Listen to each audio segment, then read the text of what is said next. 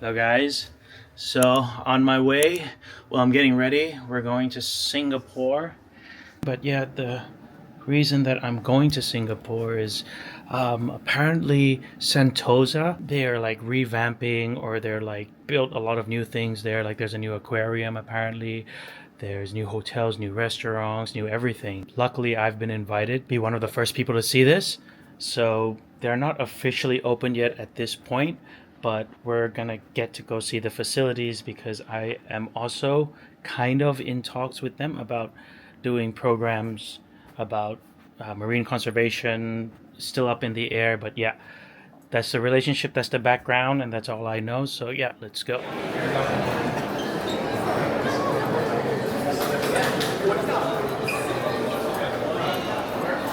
So we're just waiting right now.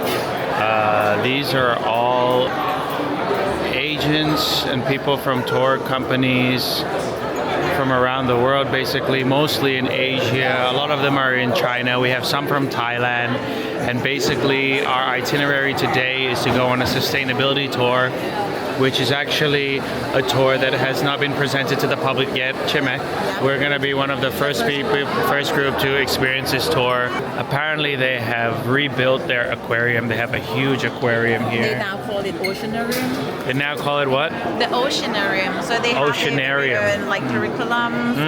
They have their scientists and they have educational programs in terms of teaching people about coral and how to conserve and all the sustainability. All right. Okay. So we've been giving these machines how small they are nowadays. Okay, they're calling us now. Yes, big. We use this and we listen. We are group 3.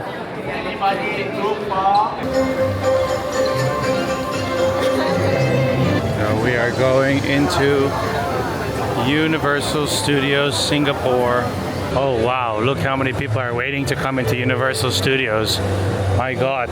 Luckily we're part of this group, huh? Otherwise that is a very, very long line, huh? And it's a Wednesday.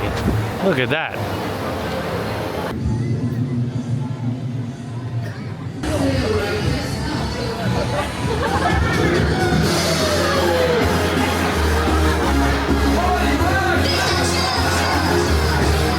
This is interesting.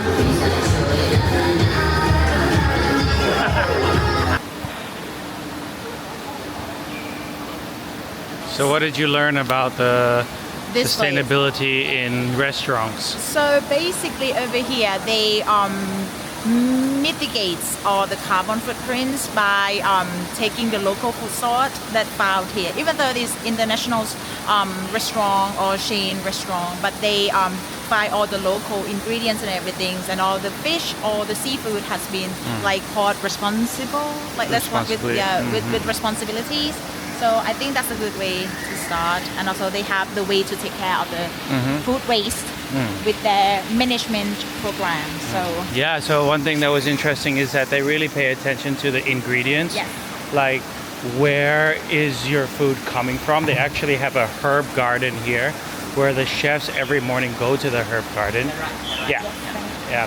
Where the chefs go into the herb garden and see what's available, and they use that into the menus that they make on that day. And we also learned that Universal Studios has their system in water management. The water within the grounds can be used for other purposes, such as if there was a fire, they would use that water rather than the water from the city. They use solar cells, solar panels to generate energy.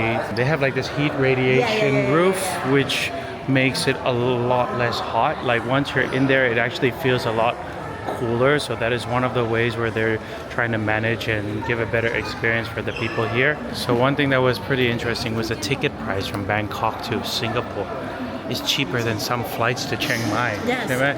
It's cheaper than some, or to Phuket, like some of the domestic flights, right?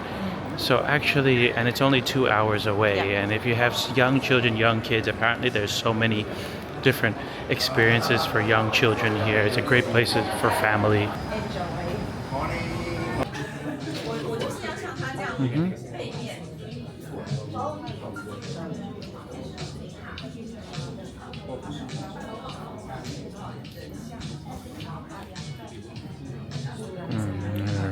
sit there. But right now we are at the Ocean Restaurant, which is a restaurant that is right by the aquarium. So we're actually gonna have lunch right now, and the aquarium will be right ahead of us like this. And it's pretty amazing. I don't think I've experienced something like this before. They also have hotel suites here as well that you can have this kind of view in your hotel room. And I think after this we're gonna see the whole aquarium. Look at that.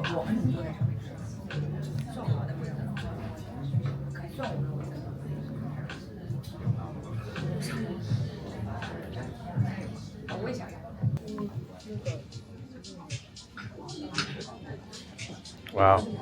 Okay. What is it? It's an apple.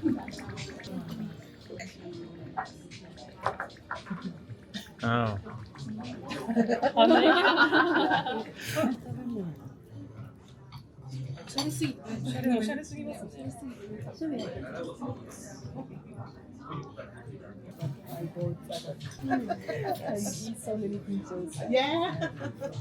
So now we are going in the Oceanarium. Not aquarium now. Aquarium too small. It has to be Oceanarium. This is one of the biggest aquariums in the region, in the world. It has over 100,000 species of marine animals in there. And this is the highlight. Look at the entrance already. It's pretty amazing. Look at this.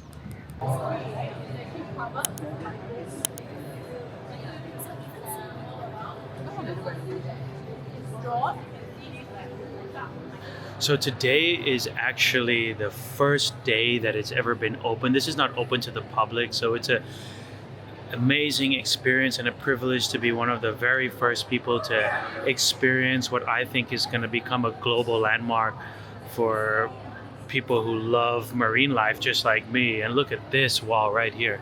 That is amazing. That is so big. Look at that. Those are real jellyfish. Wow. That is crazy.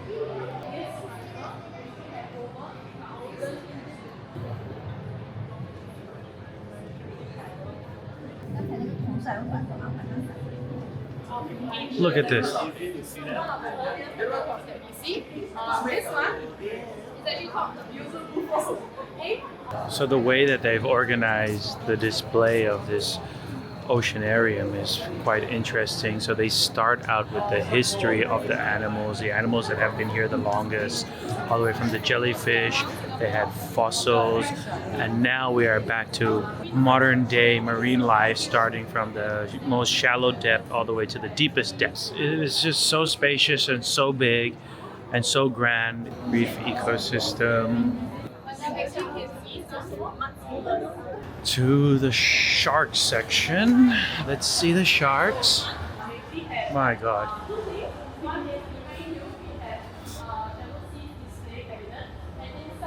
It's a shipwreck structure itself and how animals rely on the structure for shelter and food. So there's like algae growing on it, but we never put any corals or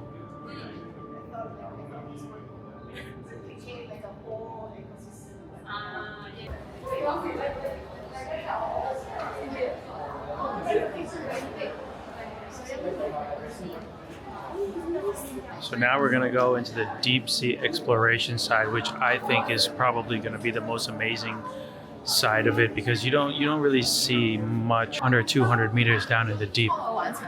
They look differently, they eat differently, and wow, this is amazing. Look at this. So it is specimen from the deep water. ไม่เคยเห็นเลยนะ ไม่เคยเห็นแบบตัวจริงๆออกมานะส่วนมากก็จะเจอในหลอดในแบบหลอดแก้วอะใช่ไหม แต่อันนี้ก็คือดองแล้วนั่นแหละแต่ว่าเอามาดิสเพลย์ให้แบบขนาดเจ๋งๆ Wow. What is this? 然后也是方便它去寻找它的食物啊。澳洲幽灵鲨，好可爱啊！但是它不是鲨鱼，它是属于我们的软骨鱼。 They just have so many animals. Like I've been to a lot of aquariums in Thailand, different provinces around Asia. I went to one in Dubai, I went to one in Canada. I go to some in Europe.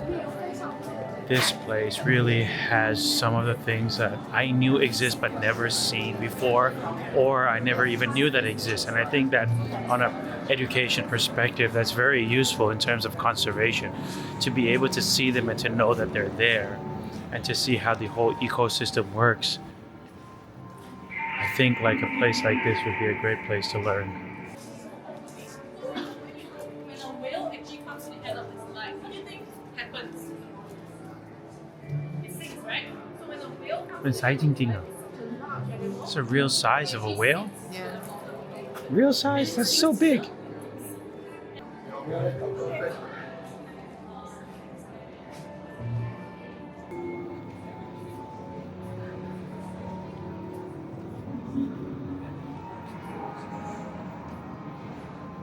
Like coming here, I realize how far technology has gone in terms of storytelling.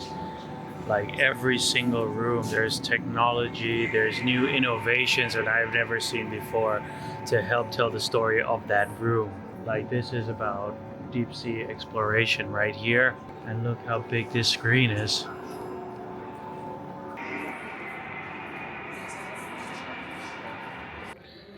So the aquarium was absolutely great, and now we are going to the next section.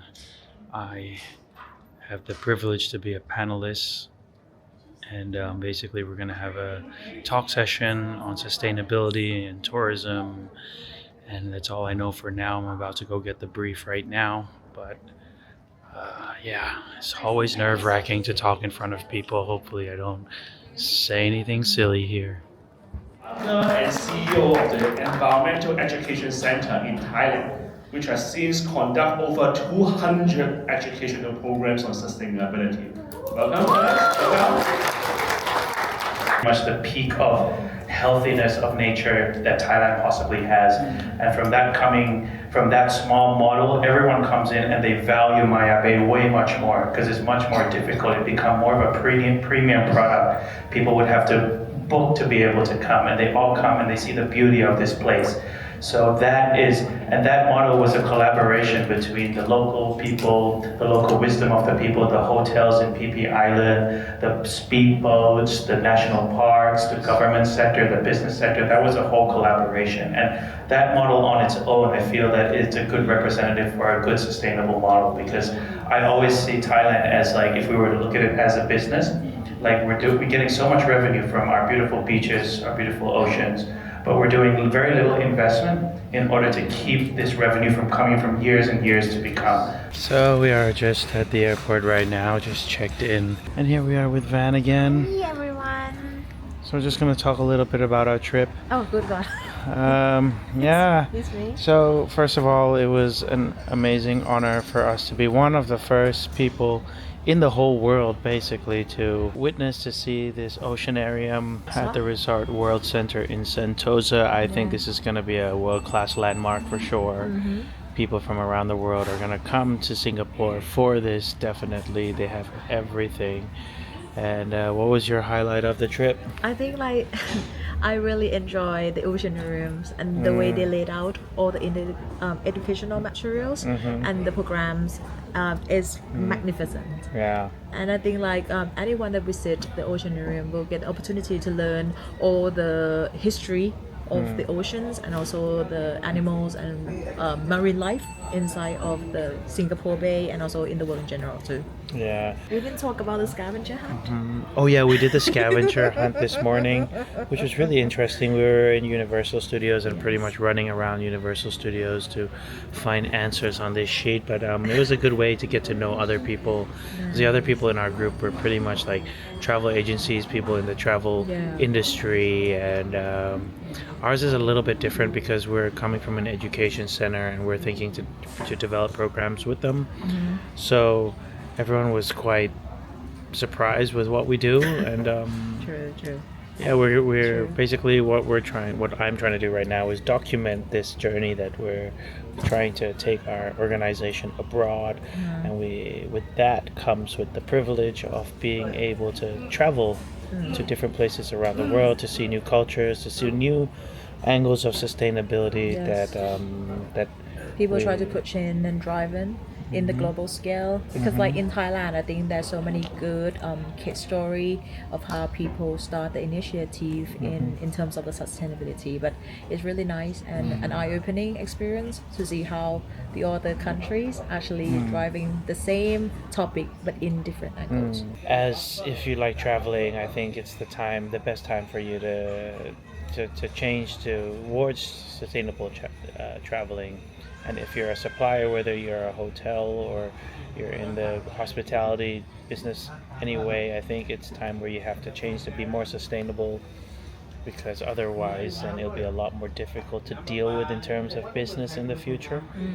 Because now like agents are only looking for sustainable suppliers to mix and match with their clients, right? So it's not a optional thing, but it's more a have to do thing. It should be seen more as a business strategy in your business rather than I'm going eco-friendly because not just a gimmick. Yeah, it's not a gimmick. It's not just to look good or make yourself sound sustainable, but so yeah, I think that's very important.